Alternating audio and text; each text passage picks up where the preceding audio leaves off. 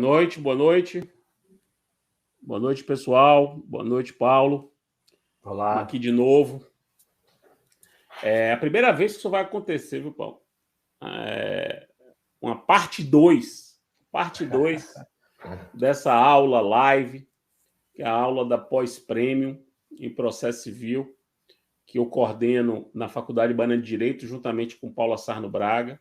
Paulo Mendes é um dos nossos professores. E a gente faz essas aulas para apresentar o curso para as pessoas. A próxima turma começa terça-feira da semana que vem, dia 4. Então, a ideia é que vocês tenham aqui um aperitivo de como as coisas funcionam na nossa pós, que é uma pós-graduação com aulas ao vivo pelo Zoom. Não são aulas gravadas, viu? São aulas ao vivo pelo Zoom, durante 24 semanas ao longo de um ano. Então, no período de um ano, em 24 semanas que ficam sortidas nesse ano, nesse período de um ano, a gente tem aula terça de noite, quinta de noite, sábado de manhã. Às terças de noite, sempre comigo. Então, eu dou aula nas 24 semanas do curso, introduzindo o tema da semana. E nas aulas de quinta e sexta, com professores convidados, são mais de 40 professores.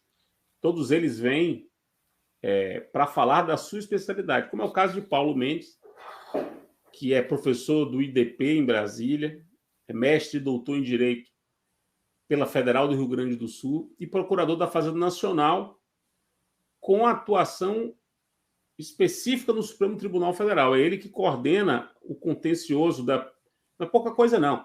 Ele coordena o contencioso estratégico da PFN no Supremo Tribunal Federal e, portanto, falar de processamento de recurso extraordinário, processamento de recursos, os recursos de superposição, né, incluindo o recurso especial nos tribunais superiores, é a praia dele. E assim como o Paulo, os outros professores do curso têm essa característica, né? Eles vêm falar dos temas que são temas do dia a dia, dos estudos e da atuação profissional. A nova turma da pós começa na terça-feira da semana que vem, aula minha, inclusive. E para quem está assistindo essa live, que muitos assistiram a parte 1 e tem mais de 1.000 inscritos para essa parte 2, Paulo. O pessoal estava ávido por essa parte 2. E quem está assistindo essa live e que ficar com vontade de fazer esse curso, que já está indo para a sua 4ª turma, vai ter um código que eu vou divulgar mais para o final da live. Com esse código, você consegue 30% de desconto no curso. Só as 10 primeiras pessoas que usarem esse código conseguem esse desconto. Então, você corre para se matricular e já ter aula comigo ao vivo, lembrando, aulas ao vivo na sala do Zoom, para tirar dúvida, para conhecer as pessoas do Brasil todo, a partir já da terça-feira. E essa introdução que eu fiz foi para as pessoas irem chegando, né? A gente ir recebendo as pessoas. Eu vou até clicar aqui para ver se eu vejo quem é que já chegou, quem está dando aí. Josiane, Beatriz. Beatriz, sim, a parte 1 está disponível no canal do YouTube da Faculdade Baiana de Direito. Assistam lá a parte 1. Para quem não assistiu. E a gente vai fazer uma revelação aqui. A gente terminou aquela parte 1 com a adrenalina muito alta, né? Tanto eu quanto o Paulo estavam com a adrenalina muito alta, porque as ideias foram surgindo, as perguntas foram aparecendo, a gente foi tirando, vendo quais são as dúvidas que aparecem, e a gente mesmo foi começando a pensar melhor sobre o tema. E aí eu provoquei Paulo, que é um estudioso disso, eu sugeri a ele que organizasse as ideias que ele está difundindo já nas suas redes sociais, sobretudo no seu Twitter, no seu perfil de Twitter, em que ele começou a organizar a barafunda que é o conjunto dos caminhos pelos quais um recurso extraordinário pode tramitar. Não são poucos os caminhos. Quando você protocola um recurso extraordinário, você saiba que ele não vai transitar sempre pelo mesmo trilho. Há um emaranhado de trilhos, né? E saber por onde vai tramitar e como vai tramitar depende de uma série de circunstâncias. E Paulo está com isso cada vez mais claro, como poucas pessoas têm no Brasil. É provável, inclusive, que nem mesmo os ministros do Supremo tenham essa clareza dos diversos caminhos pelos quais pode tramitar um recurso extraordinário.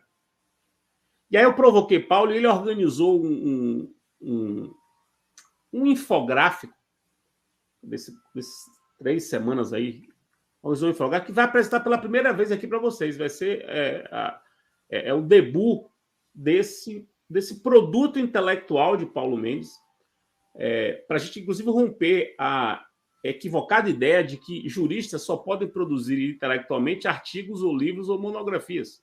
Não. Você pode produzir intelectualmente isso que ele acabou de fazer, que é um produto da inteligência dele,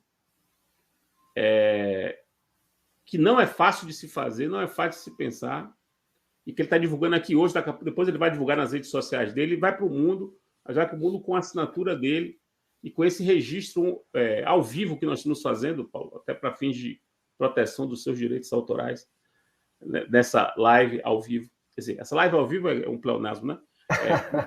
Que a gente está fazendo agora. E aí você pode perguntar, mas Fred, o foco não vai ser o recurso especial e a relevância, né, o filtro da relevância que foi criado agora pela emenda constitucional 125? Sim, o foco é esse, como a gente começou a falar na parte 1. Só que aqui que está o pulo do gato, que eu acho que o Paulo vai apresentar. Para compreender os caminhos, os trilhos pelos quais pode tramitar o futuro recurso especial, ou recurso especial agora com filtro de relevância, nós temos que compreender os caminhos do recurso extraordinário. Eu disse isso logo nas primeiras manifestações que eu fiz sobre a emenda 125, nessas lives, nessas conversas, né? Eu disse, olha, não temos que nos assustar com isso. O que a emenda constitucional fez em relação ao recurso especial foi estender o tipo de técnica para o recurso especial que já existia para o recurso extraordinário, que é a repercussão geral. Então, nós temos aí 15 anos de experiência prática de repercussão geral que devem ser levados em consideração para compreender o modo como o recurso especial vai tramitar. E aí, eu já disse isso desde o início. Paulo vai nessa linha também, tanto que a gente teve aquela primeira conversa. E agora ele vai apresentar essas ideias dele. E agora, já com muita gente aqui na sala, meu amigo Paulo, passo a palavra para você para fazer suas considerações e já manda brasa, e eu fico aqui lhe provocando, lhe perturbando, e vamos ver as perguntas aqui para a gente respondendo. Bola com você. Boa noite a todos, boa noite a todas. Para mim é uma enorme alegria, Fred, a gente está mais uma vez juntos aqui nessa live. Fico feliz de saber que é a primeira vez que a gente tem uma parte 2, né? Sinal que não só que o assunto é muito rico, né? Mas que a turma gostou, né? Daquele nosso primeiro bate-papo. E a ideia, Fred, é justamente a gente tentar trazer algum conteúdo diferente do que a gente vem vendo aí nas palestras. Eu tenho acompanhado tudo, Fred, sobre a emenda constitucional 125, eu tenho lido todos os artigos que saem, assistido todas as palestras, e as palestras cada vez mais ricas, e a gente vê que o tema tá ganhando corpo. Só que, como a gente estava conversando, e você me provocou para isso, eu tô trabalhando perante os tribunais superiores desde 2005, né? Então é uma longa jornada. E focado no STF, já há 4 anos, trabalhando só com o STF. Então, eu comecei a perceber que as pessoas tinham uma impressão errada do Supremo Tribunal Federal. Né? A maioria das pessoas pensa que, pelo fato de um recurso extraordinário ter repercussão geral, o Supremo só vai avaliar aqueles recursos extraordinários específicos que ele seleciona, com repercussão geral, e esse tema necessariamente vai formar um precedente. Então, e aí sempre quando eu começo a conversar com as pessoas sobre isso, elas me perguntam, mas é isso mesmo? Né? o Supremo ele só analisa casos pontuais para formar precedentes. E o que acontece com os outros milhares de recursos extraordinários que estão tramitando por aí, pelos tribunais? E eu comecei a me interessar por esse tema. E aí eu comecei a perceber o seguinte, Fred. A gente tem um sistema, e é importante dizer isso também, né, meus amigos. A nossa ideia é explicar algumas coisas da repercussão geral no Supremo Tribunal Federal que não é muito claro, que não são muito claras para muitas pessoas. E a partir dessa percepção, e aí vocês já começam a trabalhar isso na cabeça de vocês, a gente começa a antever o que é possível acontecer no Superior Tribunal de Justiça com a relevância. Então, para a gente situar, Fred, todo mundo na mesma página, o que nós vamos começar a falar agora? Nós temos hoje, para o recurso extraordinário, um filtro recursal chamado repercussão geral. É um requisito de admissibilidade do recurso extraordinário. Então, tenham isso como premissa. Só sobe recurso extraordinário para o Supremo Tribunal Federal que preencha esse requisito de admissibilidade, que é a repercussão geral. Então, tenham isso como premissa. Então, para o recurso extraordinário entrar no STF, é indispensável que ele tenha repercussão geral. E aí, os recursos são interpostos, né, Brasil afora, e eles são encaminhados ao Supremo Tribunal Federal. E a pergunta é, diante dos milhares de recursos que chegam ao Supremo, o que pode acontecer com esses recursos extraordinários dentro do Supremo Tribunal Federal até o seu julgamento de mérito ou, eventualmente, a sua inadmissibilidade? E aqui eu vou começar a compartilhar, Fred, e aí aqui também fazer esse registro. Eu venho conversando muito isso com o Fred, eu tenho divulgado algumas ideias que vêm frutificando por aí. E aí Fred virou para mim e falou assim, Paulo, seria muito bom se você fizesse um infográfico mostrando esses circuitos, esses caminhos que o recurso extraordinário pode traçar. Eu confesso que eu não tinha pensado nisso antes. Mas agora que o infográfico está pronto, eu não diria nem que está pronto, Fred. Eu estou em vias de finalização, né? Estou conversando com muita gente, submeti as críticas de alguns amigos, especialistas, né, do tema. Mas eu diria que ele está quase pronto. Agora que o infográfico está pronto, Fred, eu vejo o potencial disso, né? E aquilo que você falou, né? A gente tem que abrir a cabeça para formas de transmissão do conhecimento que sejam acessíveis para as pessoas, né? Que as pessoas possam se tornar pessoas melhores, né? Com um repertório maior a partir do acesso a esses instrumentos. E aqui eu vou compartilhar a tela, que eu estou ficando muito feliz, Fred, com o resultado. Eu também, eu estou gostando cada vez mais. Esse seu trabalho, que já é um trabalho marcante, né? Trabalho marcante. O meu modo de ver, né? Meu modo de encarar a ciência, utilidade do pensamento. Então, o que eu quero que vocês percebam? A gente está aqui olhando ele, né, como um todo.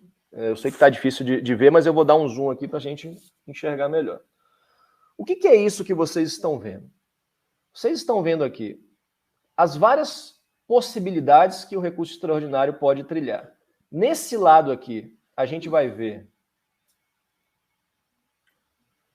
a tramitação do recurso extraordinário no tribunal de origem, desde a interposição do recurso extraordinário, apresentação de contrarrazões, presidência, vice-presidência. E do lado de cá, e aí, Fred, se tiver ruim, você me diz para dar mais um aí.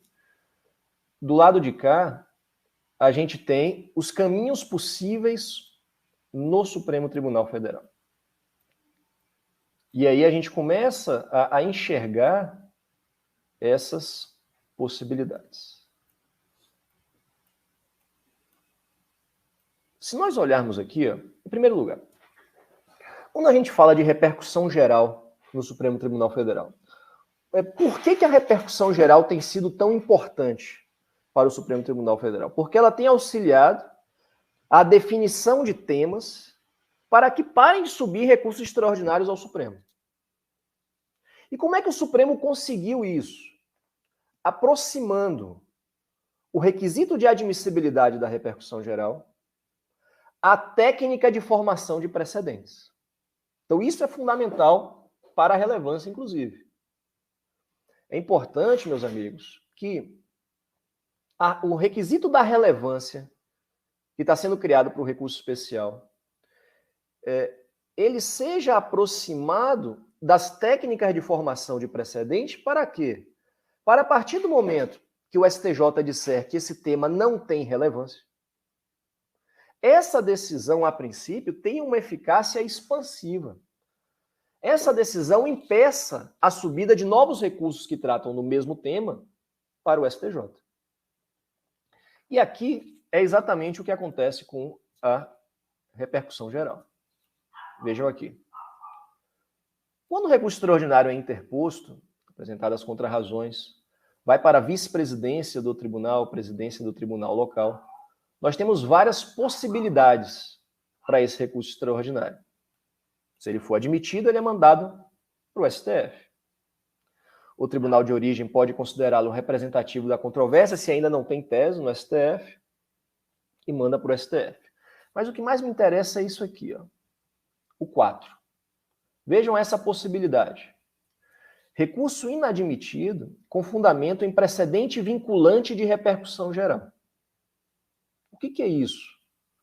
A partir do momento em que o Supremo Tribunal Federal nega repercussão geral a um recurso, a um determinado tema, ou a partir do momento que o Supremo Tribunal Federal ele reconhece a repercussão geral e decide o mérito desse tema, a partir desse momento, meus amigos, não sobe mais nada.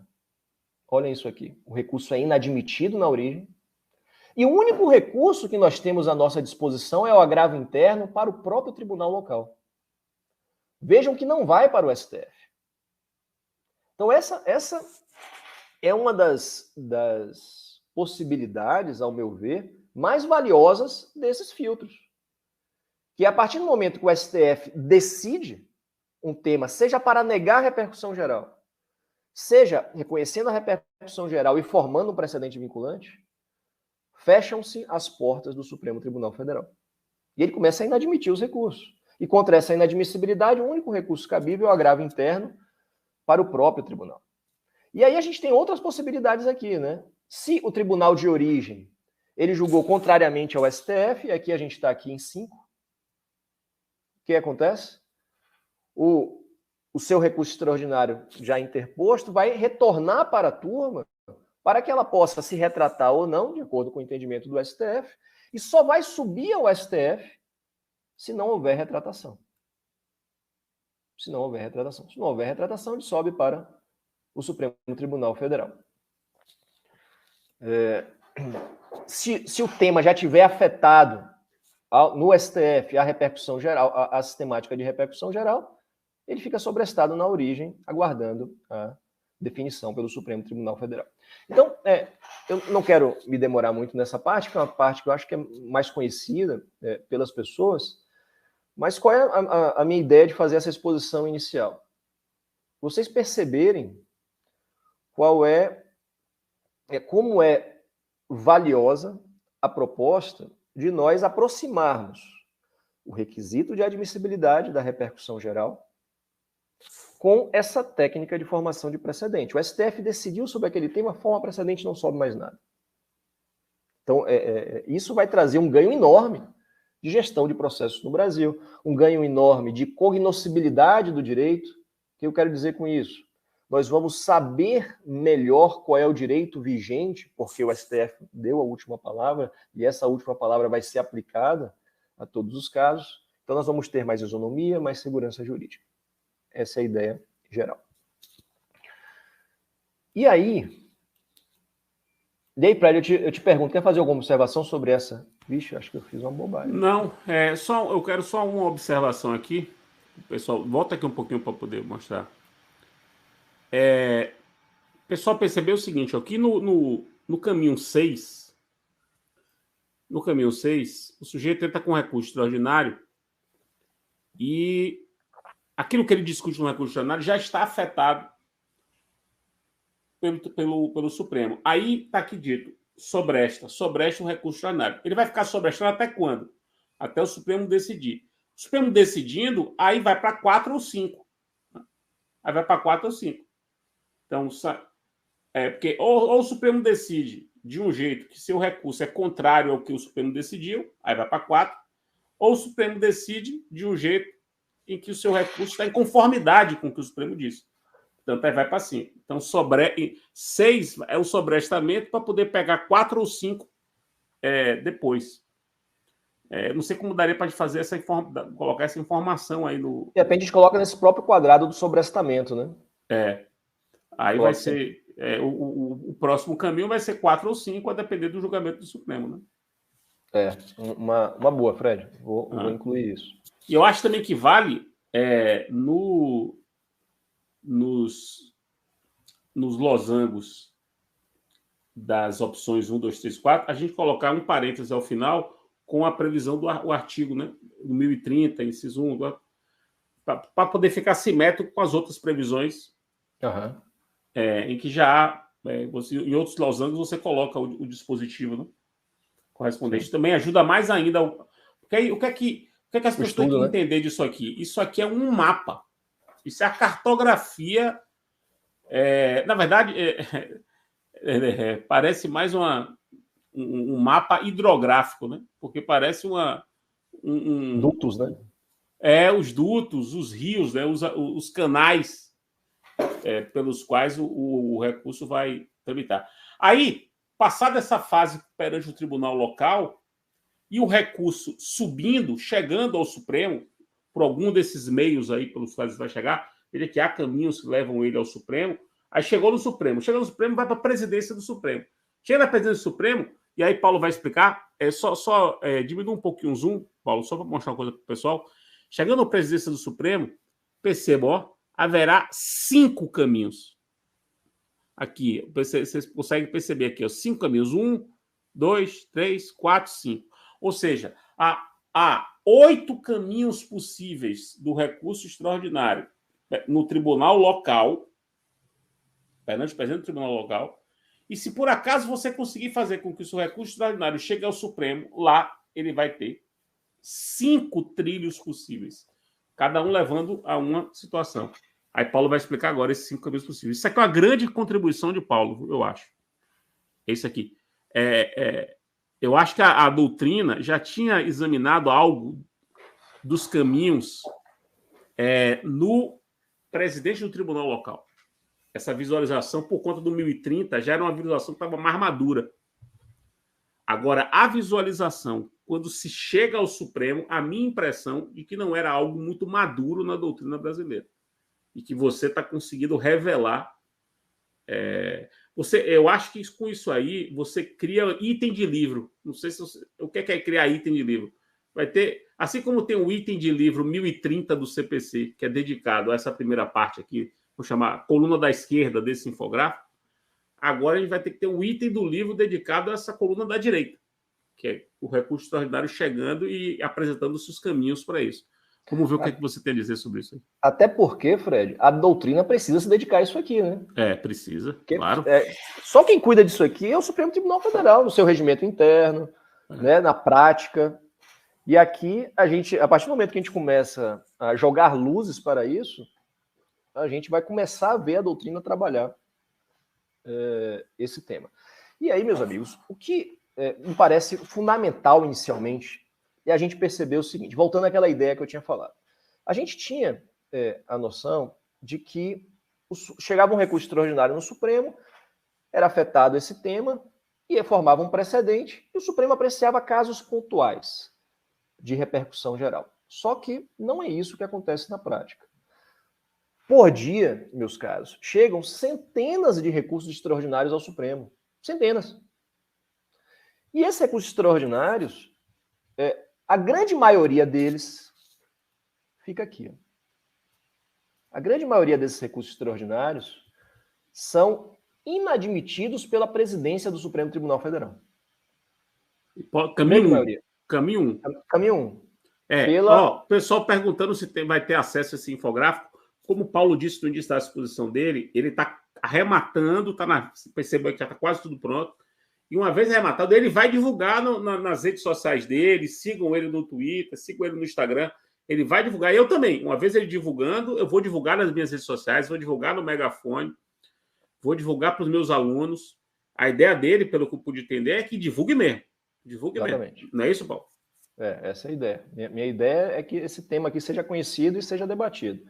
E mais uma vez, Fred, eu não posso deixar de fazer o registro que você foi o idealizador inicial, né? Você me deu um input aí para começar a fazer isso. E eu achei genial a ideia e tô curtindo muito isso que a gente está fazendo. A gente, porque eu mando para o Fred, pessoal, por dia umas 3 vezes para ele olhar, revisar e criticar. E tá ficando bem bacana. Então, meus amigos, primeira informação. Quando o recurso extraordinário chega ao Supremo, assim, mais de 80% dos casos ficam em 1 ou 4. Vamos explicar um primeiro. O recurso é inadmitido pela presidência do Supremo. Se o recurso chega no STF, o presidente do Supremo inadmite. Seja por aplicação da súmula 279, a matéria é fática, seja porque ele diz que a matéria é infraconstitucional, seja porque não tem pré-questionamento. Ou seja, a maioria dos casos que chega ao Supremo fica em 1. E olha que interessante, Fred, isso aqui também é pouco percebido. O agravo interno contra essa inadmissibilidade não vai para a turma. Essa é uma inovação do regimento interno do Supremo, vai direto para o plenário. Isso aqui, sempre no plenário virtual. Vai direto para o plenário. E aí, 2 é uma certa variação de 1, que eu fiz questão de especificar, por quê? Porque quando o STF inadmite um recurso pela natureza infraconstitucional, vejam, é possível que seja aplicada a passarela recursal, 1032 e 1033 do CPC. No caso aqui é o 1033. Então, o que o STF pode fazer? Remeter os autos converter o recurso extraordinário em recurso especial e remeter os autos ao STJ. Explica para o pessoal que essa passarela, essa metáfora, eu acho que vale a pena. A gente já falou sobre isso na parte 1, mas o pessoal está chegando agora aí. A passarela recursal é um nome pop, né, Fred? É nome na intimidade dos artigos 1032 e 1033 do CPC. Que é a possibilidade de o STF, entendendo que a matéria é infraconstitucional, converter um recurso extraordinário em recurso especial e remeter ao STJ. Para quê? Para que o STJ julgue o tema. Tudo isso com o objetivo de quê? De o jurisdicionado ter efetivo acesso à justiça. Ter a sua demanda apreciada por um tribunal superior. Se você tinha justas expectativas de que a matéria era constitucional, que o Supremo ia apreciar o seu recurso extraordinário, e o Supremo disse que a matéria é infra, para você não ficar sem pronunciamento dos tribunais superiores, houve essa possibilidade. Convenhamos, né, Fred? Às vezes é muito difícil identificar se a matéria é exclusivamente infraconstitucional, se a matéria é constitucional. Então, foi um dispositivo legal que foi criado para, em alguma medida, auxiliar os operadores do direito, né? Para que você, dentro da ideia de instrumentalidade, do processo não ser pensado como um fim nele mesmo, e aí há essa possibilidade do seu recurso extraordinário ser convertido em recurso especial e manda para o STJ. Mas 1 e 2 são as hipóteses de inadmissibilidade. Eu disse a vocês que... Inadmissibilidade é mais convencional. Exatamente. Eu já sei o que você está pensando. E aí, nesses mais de 80%, também tem 4. O que é 4? Chega no Supremo e o Supremo identifica que aquele tema já foi julgado pela sistemática de repercussão geral. E se já foi julgado pela sistemática de repercussão geral, seja para negar repercussão geral, seja para julgar o tema com força de precedente, o que o Supremo faz? Olha que interessante isso, pessoal. Em vez de o Supremo julgar o recurso extraordinário, ele devolve para o tribunal de origem. para dizer, aplique o meu precedente. Ou seja, ele tem uma postura extremamente pedagógica com os tribunais de origem, para que os tribunais de origem não fiquem se rebelando e não fiquem respeitando e desrespeitem o precedente do Supremo. Então ele determina um retorno dos autos para que o tribunal Paulo, aprecie. Nesse caminho 4, talvez seja interessante o último lugar, o último retângulo dele, o destino, não ser tribunal local, ser tribunal de origem. Porque o tribunal de origem pode não ser local. Pode ser o STJ, pode ser o TST, né? É verdade. Inclusive, tem uma parte aqui do seu infográfico que é sobre recurso extraordinário no STJ. Exatamente. Então, talvez seja melhor corrigir esse de tribunal local ficar tribunal de origem. Não, boa. De repente, deixar o tribunal local só lá no iniciozinho e aqui tribunal de origem. E aí, meus amigos? Então, qual é a primeira informação que parece que é importante? Se você interpõe um recurso extraordinário ao Supremo, assim, via de regra, ou ele vai ser inadmitido na presidência, ou ele vai bater no STF e vai ser devolvido ao tribunal de origem. E essa devolução, Fred, não é uma decisão. Não tem natureza, não se entende que é decisão. Não cabe recurso. O STF intima a gente depois que ele já mandou para a origem, eletronicamente. Você não consegue... Já aconteceu comigo isso. Você não consegue nem recorrer. Depois até tem um distingue para fazer, é uma merda. Aí você que trabalha no tribunal de origem para tentar essa distinção e o retorno dos autos. Então, a larga maioria dos casos vai ser inadmitido ou vai ser devolvido ao tribunal de origem. Se ele não Agora, você acha que mesmo não sendo, não é decisão, tudo bem, vamos partir do pressuposto que não é decisão. Mas é um ato de impulso.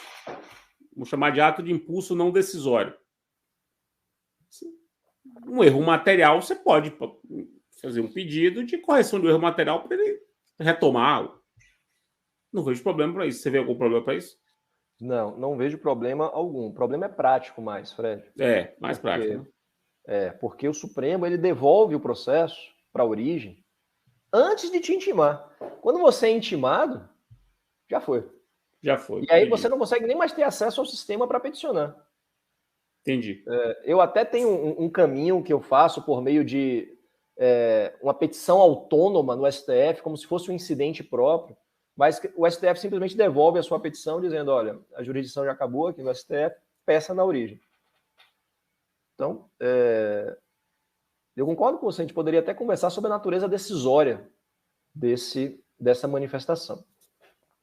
Mas o fato é que na prática acontece isso, o Supremo entende que é um mero despacho e retorna. Mas aqui, Fred, está, ao meu ver, a grande, talvez, preciosidade dessa explicação. Porque se o seu recurso extraordinário não fica na admissibilidade, não é inadmitido, ou ele não é devolvido, o que a presidência faz? Admite um recurso extraordinário e distribui a um relator. Distribui aos demais ministros. Alerta de spoiler. Olha só, lembra o que eu falei aqui? Existem 8 caminhos possíveis para o seu recurso extraordinário no tribunal de origem. Aí o seu recurso chega, por qualquer razão, chega ao Supremo. Chega à presidência do Supremo Tribunal Federal. Ali existem 5 caminhos. Um deles, que é o caminho 3, abre para mais 5. Ou seja, tem 5 subcaminhos dentro do 3. Tem 5 subcaminhos dentro do 3. Como 6. 5 não, 6. 6 subcaminhos dentro do 3. Talvez até interessante, continuando aqui junto com você, colocar assim, 3.1, 3.2, 3.3, 3.4, 3.5, 3.6. Uhum. Entendeu? Porque aí fica mais, visualiza-se ainda mais, né? A ramificação das coisas. Sim. E isso aqui é uma grande contribuição. Essa visualização aqui de Paulo é uma grande contribuição. Então vamos lá, Paulo, explica aí para a gente. E aí distribuiu ao relator. E uma outra observação interessante, Fred. Até aqui eu quero que vocês percebam uma coisa desse caminho. Isso não difere em nada do modelo de recurso extraordinário que a gente tinha antes da repercussão geral. Esse caminho aqui que a gente está traçando. Então, é distribuído ao relator, e aí o seu recurso, ele vai, em primeiro lugar, pode ser inadmitido, né, pela natureza infraconstitucional da controvérsia, pelo relator já, inadmitido. E aí, se ele for inadmitido pela natureza infraconstitucional, a gente pode aplicar a passarela que a gente estava conversando e ele vai para o STJ. Ó, erro de digitação aqui, ó, na aplicação, falta um I aqui, para você ver, depois corrigir. Ah, é verdade. Boa. Segundo caminho, rejeição do entendimento do STJ pela prejudicialidade do recurso extraordinário. Aqui é uma hipótese muito específica, pessoal, que é a situação de o STJ entender que o recurso extraordinário tem que ser julgado antes do recurso especial, né? E aí, nesse caso, devolve para o STJ, se o relator no STF entender que não é o caso dele apreciar, antes do recurso extraordinário, devolve para o STJ. Aqui, inadmissibilidade monocrática ou colegiada pela turma. Então, relator, turma. Em outras hipóteses de inadmissibilidade. Então, e esse é um caminho que acontece muito também. Chega no relator, o relator simplesmente inadmite o seu recurso. Quarta hipótese. Só que é uma coisa bem interessante. O regimento interno do Supremo Tribunal Federal permite que seja negada a repercussão geral para o caso concreto. Ou seja, além da negativa de repercussão geral com força de precedente, que vai vincular outros casos, o Supremo pode negar repercussão geral no seu caso, monocraticamente, pelo relator. Restringindo ao seu caso. Restringindo a eficácia ao seu caso. E aí, se você recorrer dessa decisão, é necessário um quórum de 2/3 para que essa negativa de repercussão geral para o caso concreto seja ratificada, que é o quórum constitucional. Então, esse tema aqui é um tema bem polêmico, né? Se o Supremo poderia fazer isso por meio do seu regimento interno, só que essa é uma possibilidade. E a gente vê, em alguns casos pontuais, o STF aplicando isso. O ministro Alexandre de Moraes tem algumas decisões. Um amigo meu me identificou, Fred, uma decisão, eu te mandei, né? Uma decisão do ministro Barroso também, negando repercussão geral para o caso concreto, mas é algo ainda muito incipiente no Supremo. O que a gente vê mais é a negativa de repercussão geral como tese. Que é outro caminho, que não está no caminho 3 aí. Que a gente não falou ainda nesse caminho. Que é o caminho 5. Isso. Eu acho que isso é muito importante ser dito. As pessoas têm que... Para o pessoal que está anotando, né? O que é que Paulo está passando aqui a mensagem?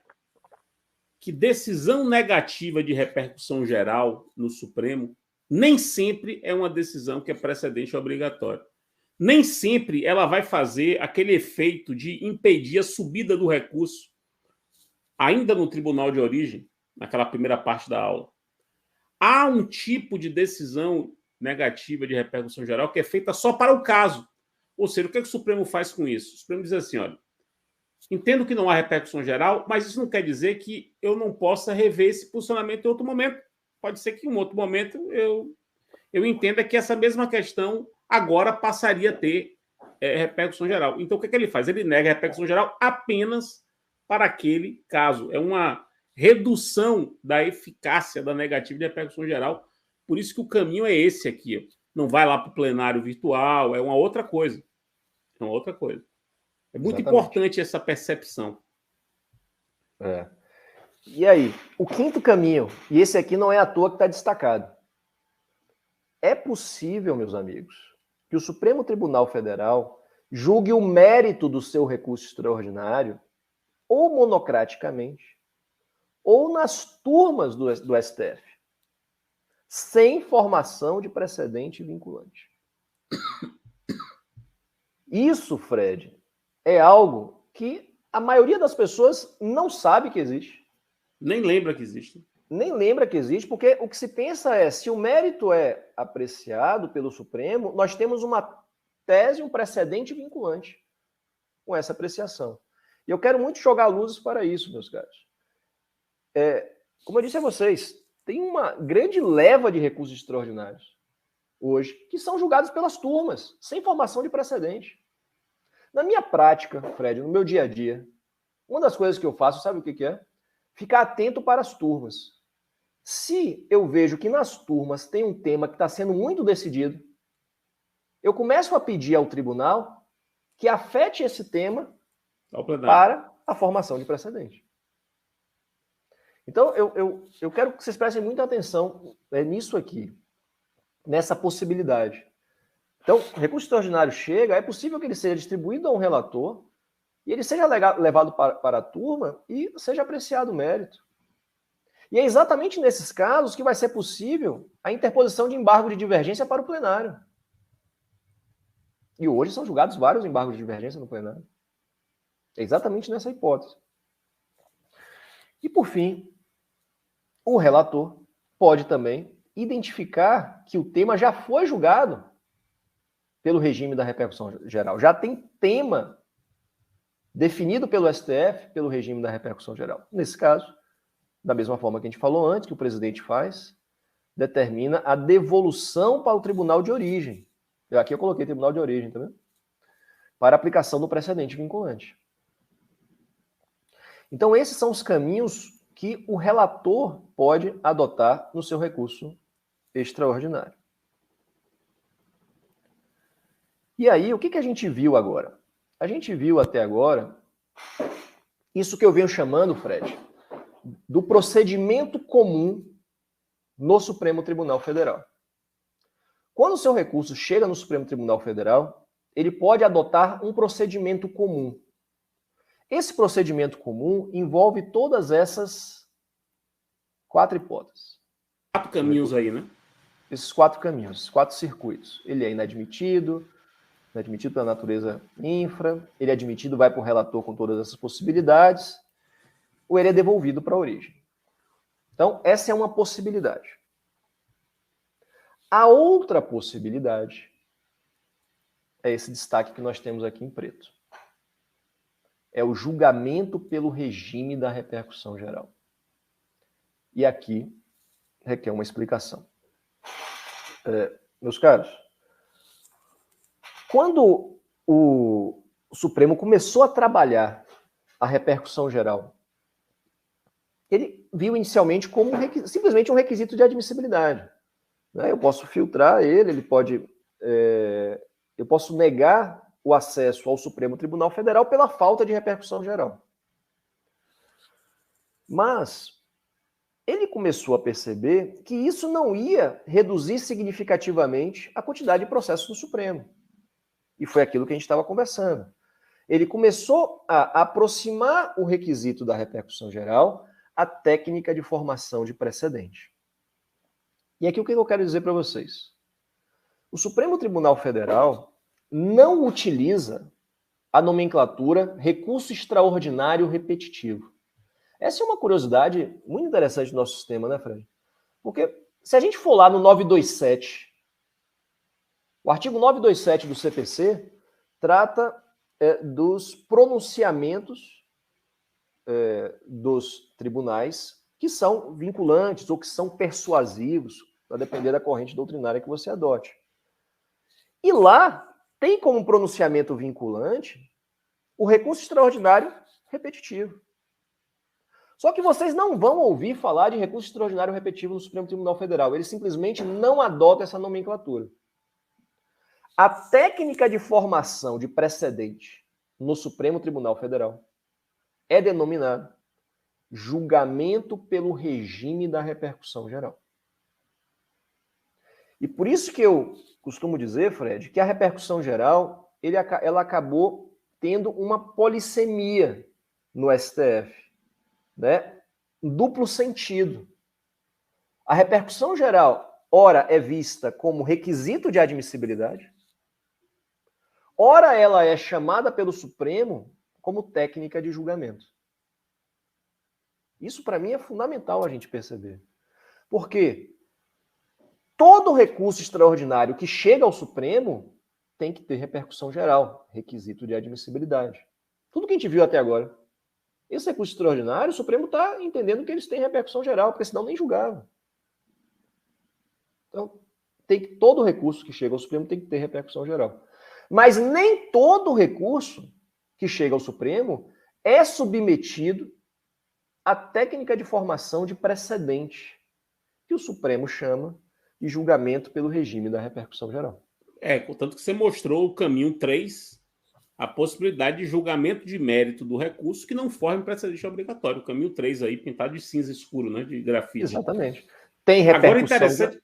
Tem repercussão geral, mas não gera o precedente obrigatório. Agora, interessante que você falou, né? Que a repercussão geral ela absorveu os repetitivos no Supremo Tribunal Federal, mas é muito importante destacar que a repetição não é pressuposto da repercussão geral. Você pode falar em repercussão geral com um recurso só. Concorda? Eu estou errado? Não, concordo plenamente. O que a gente pode dizer é que a repercussão geral, hoje, ela engloba o repetitivo. Né? As demandas repetitivas estão dentro desse julgamento pelo regime da repercussão geral. Uma pergunta: existe algum caso que é repetitivo, é constitucional e o Supremo negou a repercussão geral? Você saberia dizer isso? Existe, mas são raríssimos. Deve ser uma coisa muito rara, né? Porque a repetição deve quase fazer presumir a repercussão geral, né? Vou falar sobre isso agora, quando a gente falar aqui das hipóteses de negativo. Vamos lá. Aqui, e eu vou te dizer qual é a saída que o Supremo tem dado para isso. E aí, vejam, meus amigos. Então, importantíssimo a gente ficar bem ciente disso. Apesar de o Supremo julgar milhares de recursos, né, por mês, por ano, milhares de recursos, apenas alguns temas específicos são submetidos ao caminho 5. Apenas alguns temas específicos são escolhidos pelo Supremo para o julgamento pelo regime da repercussão geral. Se você quiser esclarecer um pouco na sua mente, isso aqui é como se fosse o recurso extraordinário repetitivo. Mas, como a gente disse antes, o Supremo não usa essa nomenclatura e esse julgamento pelo regime da repercussão geral, ele engloba não só os casos repetitivos, mas todos os casos que apresentem relevância jurídica, social, política ou econômica, que não necessariamente são de demandas repetitivas perante o Poder Judiciário. Então, aqui a gente chega em um momento fundamental, porque, como eu disse a vocês, a maioria das pessoas pensam que só existe esse circuito, Fred. Que tudo que chega no Supremo vem para cá. Você chegou a fazer um levantamento, né? Qual é a diferença de recursos julgados por esse circuito e recursos julgados por... não é nem julgados, né? Recursos decididos nos outros 4 circuitos. É uma coisa absurda, né? Acho que 10-1, talvez. Eram muito mais. Eram 36 mil, só em 2022, né? Isso está disponível no site do Supremo. 36 mil recursos estavam lá de 1 a 4. 36 mil recursos. Quando que afetados para o julgamento repetitivo, a gente tem, eu não tenho esse número agora, Fred, teria que olhar lá quantos temas foram afetados, mas eu vou dar um chute aqui, não passa de 50 temas afetados, né? Então, assim, 36 mil e 50 temas, né? Confiram esse número na corte aberta, se alguém puder aqui online mandar para a gente, é interessante. Quantos temas foram afetados ao regime de julgamento de repercussão geral em 2022. Embora você afete tenha 50 temas, mas eles vão dizer respeito a vários recursos que estão tramitando, né? Exatamente. Também tem isso. Vários estão tramitando, vão ficar parados lá embaixo, né? Vão ficar represados. Mas nem sempre, Fred, esses temas vão coincidir com os temas que estão nos outros circuitos. Sim. Porque, né? Então, essa informação é valiosíssima. Né? Porque existem temas que vão para o procedimento comum, que vão para o circuito comum, e não formam precedente no Supremo. Sim, claro, é como você bem pontuou. E aí vamos lá.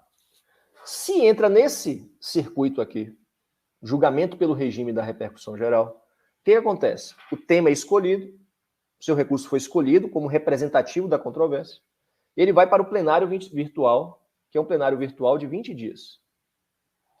Nesse plenário virtual, a gente tem inicialmente duas possibilidades. Ele nega a repercussão geral ou ele reconhece a repercussão geral. E aqui sim, meus amigos, é nesse circuito que a negativa de repercussão geral vai ter esse efeito expansivo para outros casos distintos desse caso que está sendo julgado. Ou seja, a partir do momento que ele entrou nesse circuito, a gente volta para 6. Os recursos começam a ser sobrestados na origem.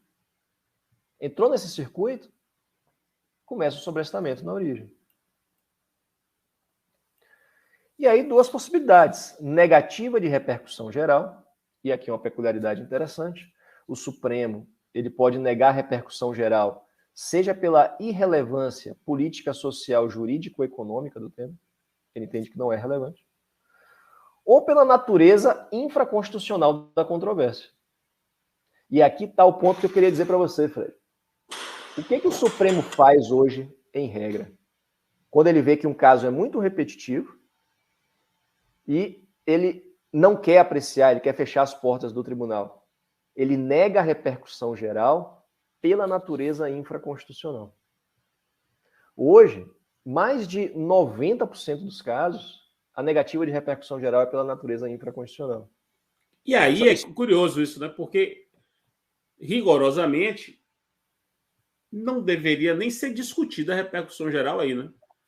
Rigorosamente, se a questão não é constitucional, você nem discute se ela tem repercussão geral ou não. É uma questão logicamente anterior. Mas aí o Supremo, a partir da presidência da ministra Ellen Grace, jogou para dentro dessa rubrica que você bem chamou de uma rubrica, ela vai fagocitando, né? Ela vai incorporando as diversas formas de o Supremo decidir de modo vinculativo.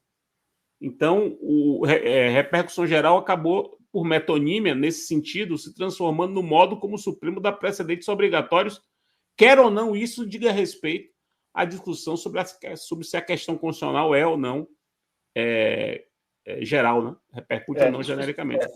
Isso aqui é muito interessante, Fred, e atenção, porque o STJ pode fazer isso na relevância também. Eu imagino que vai fazer.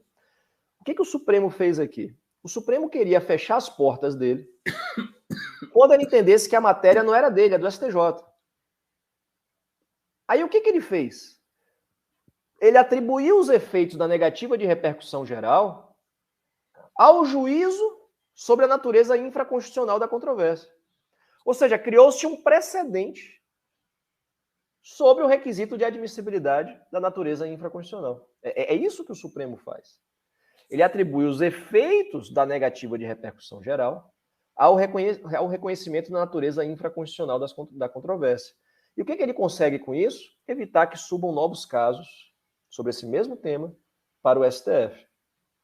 E Fred, não sei se você já pensou sobre isso, mas o STJ pode fazer a mesma coisa. O STJ pode começar a negar relevância aos temas que ele entende que é constitucional. E ele vai negar relevância pela natureza constitucional da controvérsia, vai fechar as portas do STJ. Bom, mas aí seria uma coisa só brasileira, né? A matéria é constitucional e por isso não tem relevância? Não tem relevância de questão infraconstitucional. Mas aí veja que situação. Um marciano vindo para cá não ia entender, né? O marciano vai dizer assim, como é que um tribunal diz ao mesmo tempo que a questão é constitucional e por isso não tem relevância? Fica uma frase sem sentido, né? Não dá pra botar, né, as duas coisas na mesma frase. Ao mesmo tempo, né? Eu estou dizendo que isso é irrelevante, viu? Isso é constitucional, porra. Se é constitucional, não pode ter relevância. Veja que isso... Mas eu acredito que essa é uma possibilidade forte do STJ fazer. Mas você acha que não seria, assim, negar relevância porque a matéria é local? Aí tudo bem. Aí haveria uma simetria de raciocínio com o raciocínio do Supremo. Agora, negar relevância para cima é foda. Porque o Supremo ele nega a relevância para baixo. Ele diz assim, a infraconstitucional não tem relevância, não tem repercussão geral. Então ele nega para baixo. O STJ negar para cima é foda. Eu, assim, do ponto de, ficaria uma coisa muito quase psicodélica.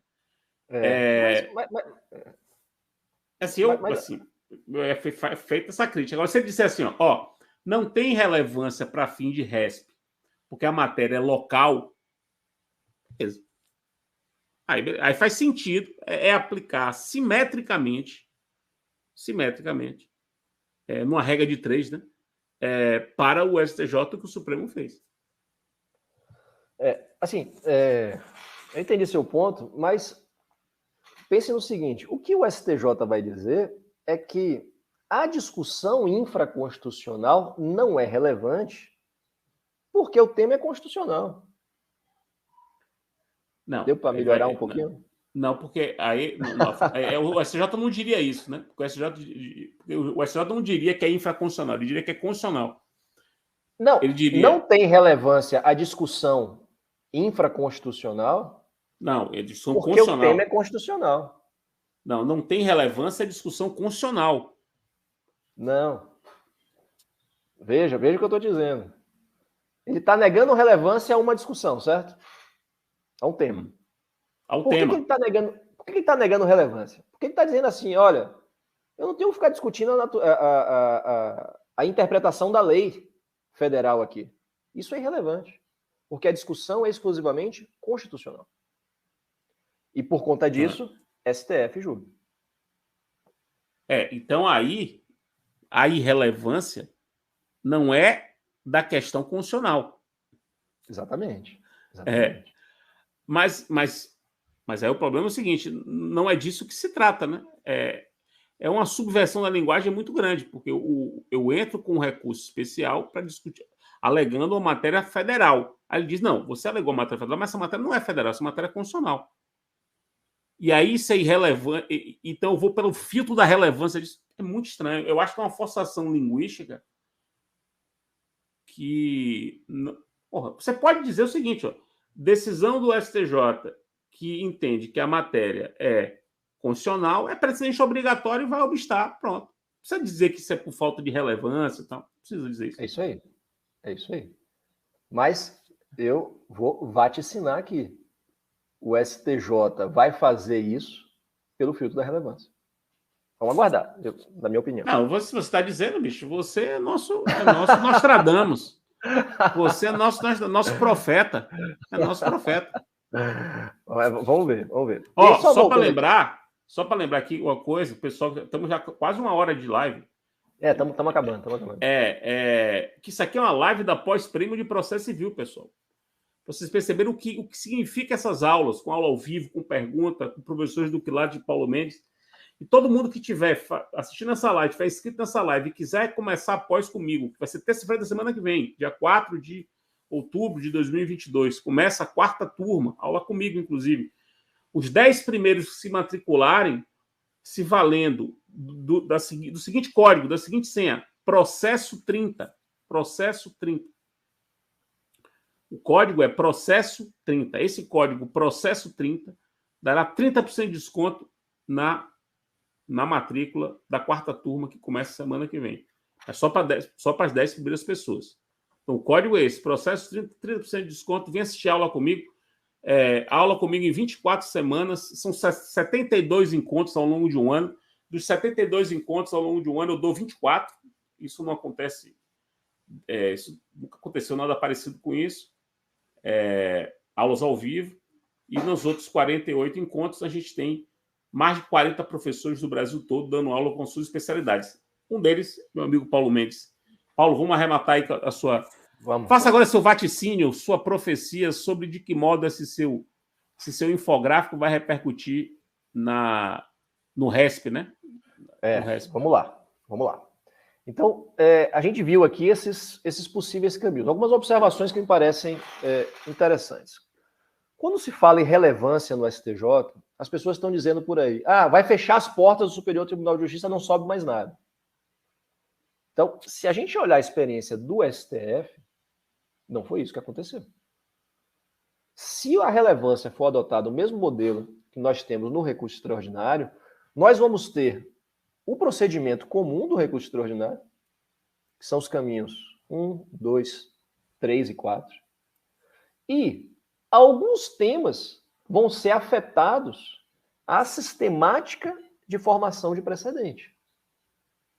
E a partir do momento que esses temas forem afetados e o STJ negar relevância com força de precedente, aí o STJ começa a fechar suas portas. Então, isso é algo que eu assim, com base, olhando a experiência do STF, Fred, a gente precisa desmistificar. Eu acho que é importante também, né? Importante também desmistificar essa ideia de que a partir de agora tudo vai ser precedente no STJ. Olhando para a experiência do Supremo, não. Nem todos os temas que o STJ julgar vai formar um precedente vinculante. Ele vai ter que submeter a esse circuito, o circuito da relevância. Uma outra observação também que me parece interessante. O STJ, ele tem que se organizar para que essas decisões do filtro de relevância, elas sejam proferidas pelos órgãos competentes para a formação de precedente. Esse circuito aqui tem que percorrer o seu caminho, né? Ele tem que se formar perante as seções, né? Direito público, primeira seção, direito privado, segunda seção, direito penal, terceira seção, ou corte especial, processo civil, por exemplo, a depender da competência desses órgãos. Então, esse circuito aqui deve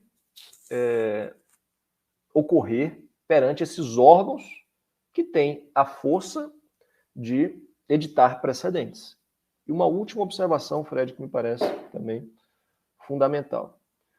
Discutimos muito sobre qual é o modelo de relevância que o STJ vai adotar. Se é um modelo de relevância de formação de precedentes ou se é um modelo de relevância de negativa em casos concretos. Vejam que o Supremo adotou um modelo híbrido. É possível negar repercussão geral com força de precedente, circuito 5. E é possível negar repercussão geral para o caso concreto, que é esse caminho. Ou seja, o Supremo tem um modelo híbrido, ele pode fazer as duas coisas. Não me surpreenderá se o STJ adotar o mesmo caminho. Adotar a técnica de julgamento, né? Adotar a relevância como uma técnica de formação de precedente, mas também com a possibilidade de negativa de relevância no caso concreto. E esse tema, para mim, é um dos mais ricos, Fred. Qual é o modelo de relevância que o STJ vai adotar? E tudo indica que vai seguir algo parecido ao Supremo Tribunal, ao modelo do Supremo Tribunal Federal. Porra, excelente, Paulo. Bom pra cacete isso. Agora o pessoal tá aqui querendo saber quando é que você vai divulgar isso aí, a versão final. Vamos fechar essa semana aí. Veja que eu fiquei aqui vendo a aula, a gente sabe disso, a gente que é professor sabe que na aula a gente vai ficar pensando nas coisas, né? Então eu fui vendo aqui, fui fazendo algumas sugestões aqui na sua planilha, mas é sugestões como aluno que quer aprender aí, quer aprimorar, quer que você aprimore para esse seu belíssimo trabalho. Realmente está muito bom. O pessoal todo elogiando aqui. E queria agradecer você por isso. Essa live vai ficar no canal do YouTube da faculdade, vai para o meu canal do YouTube também. E a gente queria contar com vocês, para vocês se matricularem na nossa turma. Na próxima turma que começa agora, terça-feira. As aulas são assim, com essa pegada, a gente ouvindo, conversando, todo mundo na sala de aula, né? Todo mundo dentro de uma sala do Zoom, em casa. Eu estou em casa, Paulo está em casa. A gente pode ter também essa tranquilidade, né? De todo mundo, né? Desse conforto. Leandro aí, mais uma vez, nos prestigiando. Valeu, meu querido. Leandro é craque demais. Convidar todo mundo, para quem não me segue, eu tenho um perfil no Instagram, Fred_JR, tem um canal no Telegram, chama-se Megafone do Processo Civil. Sigam lá. Tem o meu canal do YouTube, sigam lá o meu canal do YouTube, com tudo que eu tenho aí de audiovisual, que eu consegui amealhar. E sigam também Paulo. Paulo tem Instagram, tem Twitter, eu não tenho Twitter, e tem outras coisas que ele vai dizer aí, seguramente. É isso. Posso se despedir, Paulo? Obrigado a todo mundo. Se matriculem. Quero ver vocês com meus alunos a partir de terça-feira. Olha, eu quero falar que eu fui aluno da pós-graduação com o Fred pelos idos de 2003, Fred, da sua pós-graduação. Muito tempo atrás. E a gente tinha muitas aulas com o Fred, né? E aí sempre professor convidado. Há 20 anos atrás, quase, imagine. Pois é. Nem parece, né, Fred? Olhando a gente assim, não é tão novo, né? Eu, essa cara jovem. E eu vou dizer uma coisa, eu falo isso sem favor nenhum. O Fred é um dos meus mestres de vida, né? Mas assim, a gente como aluno, assim, era muito, muito legal aquele formato, Fred, porque você trazia várias ideias pra gente, você, né, tocava fogo na turma, e aí a gente já tinha estudado, porque o Fred já disponibilizava um material excelente pra gente. A gente vinha com novas ideias e a gente ia para cima do convidado, ou seja, muito preparado, né? E aí o convidado que se virasse lá para responder. Então é um modelo que eu acho muito legal, esse contato com você, poxa, é uma oportunidade incrível. E eu queria te dizer, Fred, mais uma vez, que para mim é uma grande alegria esse nosso convívio, né, pessoal, acadêmico, que eu gostei muito das nossas lives, das nossas aulas.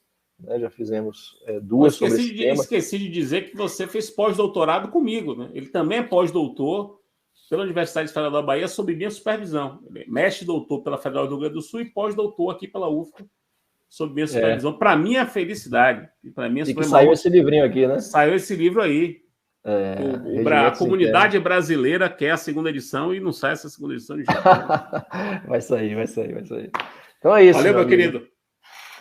Abraço forte, pessoal. Obrigado a todo mundo. Boa semana para todos. Valeu, tchau. Abraço, Fred.